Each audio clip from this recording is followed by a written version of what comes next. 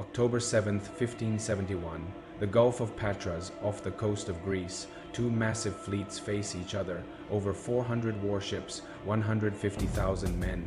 On one side, the Holy League, a coalition of Christian states led by Spain, Venice, and the Papal States. Don Juan of Austria, half-brother of King Philip.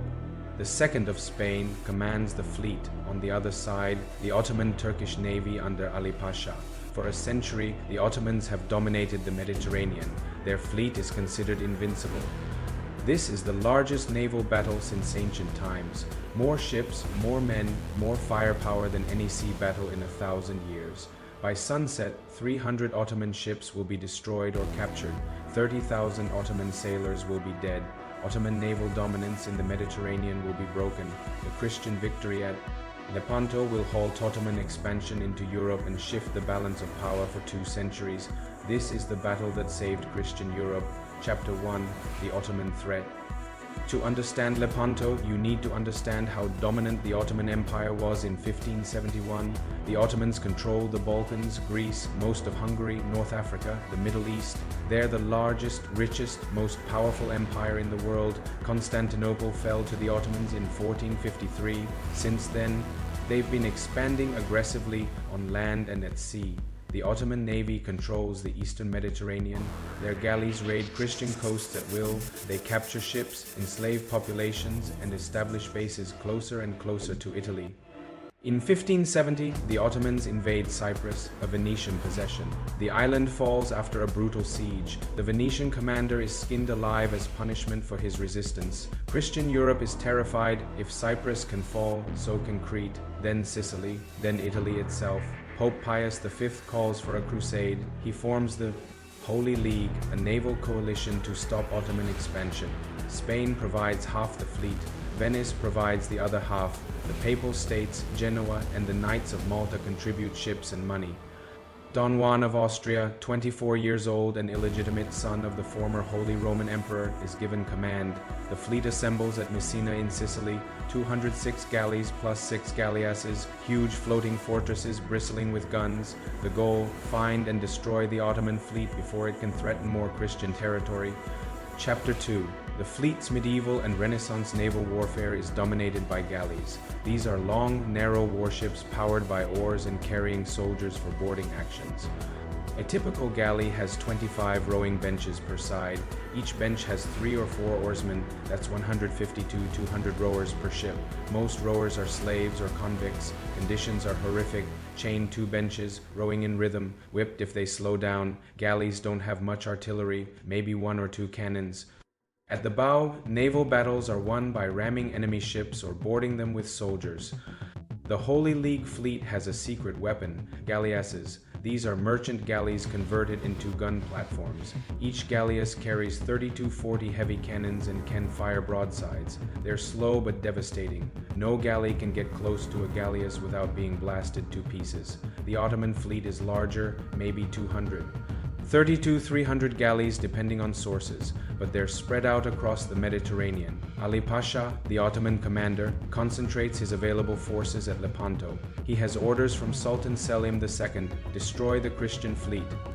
The 2 fleets meet on October 7th in the Gulf of Patras near Lepanto. Chapter 3: The battle. The fleets deploy in line formation. Both sides stretch their ships in a line several miles long. Don Juan commands the center. The Venetian Admiral Agostino Barbarigo commands the left. The Genoese Admiral Giovanni Andrea Doria commands the right. Ali Pasha commands the Ottoman center. Mehmed Sharako commands the Ottoman left. Eula Kali commands the Ottoman right.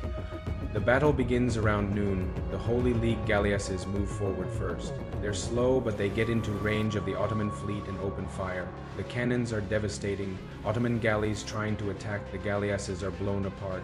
Ships sink or shattered, hulls hold below the waterline. The Ottoman fleet tries to avoid the galleasses and attack elsewhere.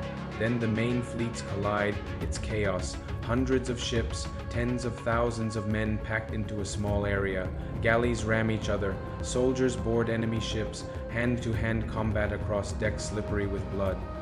The center turns into a brutal melee. Don Juan's flagship, the Real, crashes into Ali Pasha's flagship, the Sultana. Soldiers from both ships fight across the decks. Ali Pasha is killed by a musket ball. His head is cut off and mounted on a pike. The sight demoralizes Ottoman troops in the center. On the left, the Venetian admiral Barbarigo is killed by an arrow, but his forces break through the Ottoman line. On the right, Eula Kali, the most experienced Ottoman commander, outflanks the Christian fleet and threatens to roll up the line.